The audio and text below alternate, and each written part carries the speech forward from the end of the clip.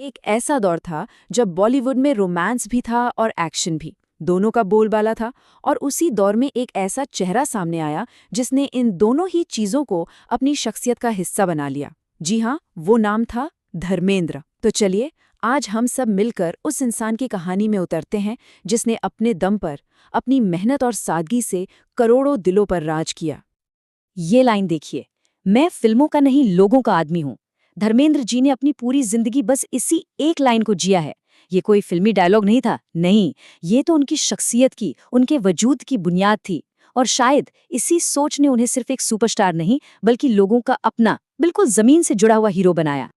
तो इनकी कहानी की शुरुआत आखिर होती कहाँ से है?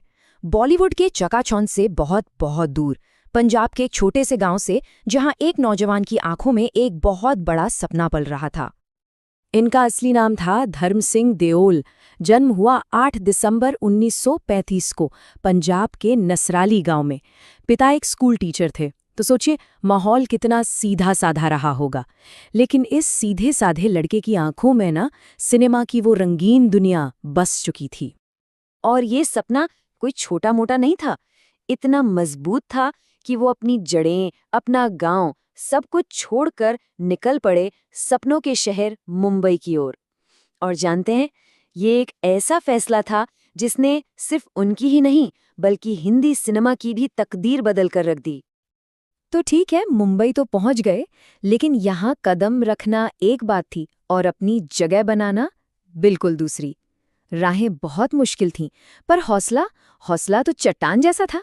तो चलिए देखते हैं कि ये संघर्ष कामयाबी में कैसे बदला।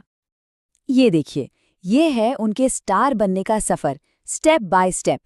पहली बड़ी छलांग थी 1958 में, जब उन्होंने न्यू टैलेंट हंट जीता।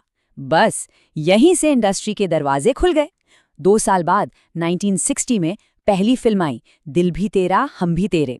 और फिर आया 1966 और फिल्म थी फूल और पत्थर। इस एक फिल्म ने उन्हें रातों रात पूरे देश का चहेता हीरो बना दिया। बस यहीं से गाड़ी चल पड़ी।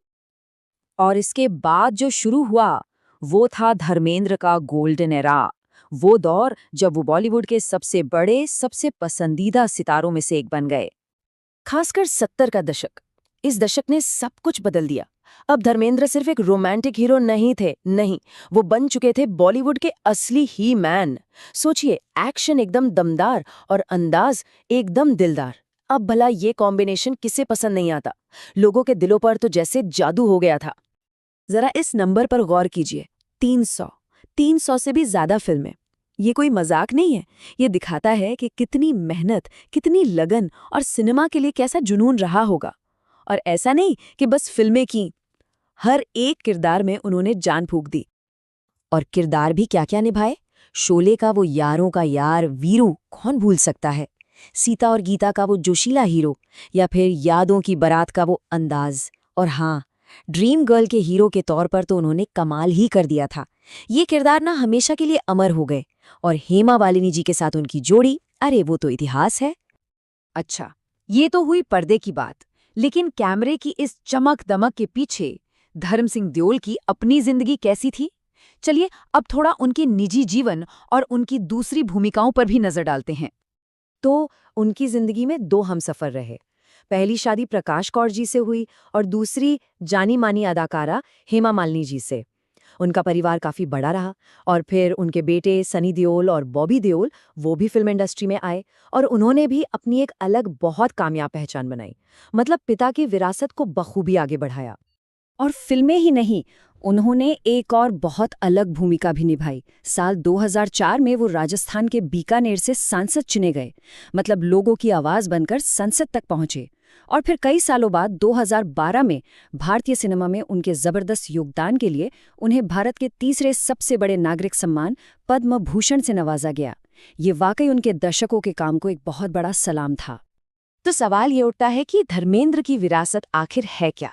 वो अपने पीछे ऐसा क्या छोड़ गए हैं जो उन्हें हमेशा हमेशा हम सब के दिलों में जिंदा रखेगा? उनकी विरासत सिर्फ उनकी 300 से ज्यादा फिल्में नहीं हैं। नहीं, उनकी असली विरासत है उनकी सादगी, उनका साफ दिल और लोगों से जुड़ने का वो बेमिसाल अंदाज। सही मायनों में वो सिर्फ पर्दे के ही मैन नहीं थे, वो असल जिंदगी में भी दिल के ही मैन थे। सच कहूं तो धर्मेंद्र जी का पूरा सफर आज भी लाखों करोड़ों लोगों के लिए एक बहुत बड़ी प्रेरणा है। उनका काम, उनकी वो दिल जीतने वाली मुस्कान और उनके निभाए किरदार, ये सब हमेशा अमर रहेंगे।